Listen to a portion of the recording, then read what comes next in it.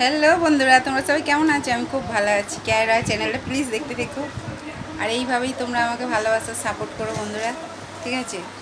এখন বাজে 11:45। এখন যাবো আমি ব্যাংকে লোন দিতে। আমার মাসের লোন চলে বন্ধলে, বুঝতে পারছো তো বন্ধুরা?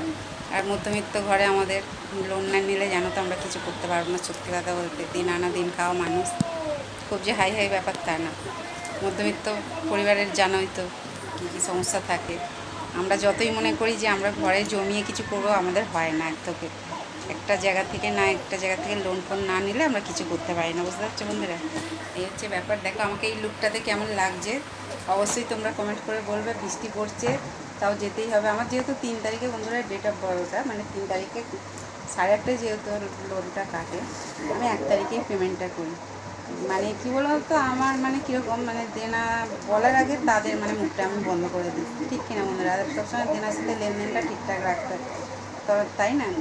আমি দুটো জিনিস বুঝি জীবনে, কথা আর টাকা। এই দুটো জিনিস যদি ঠিকঠাক মেনটেন করে জীবনে চলতে পারো, সব জায়গায় ঠিকঠাক থাকে, ঠিক কিনা বন্ধুরা? ভুল বললাম কি না সেটা কমেন্ট করে অবশ্যই বলবে, ঠিক আছে?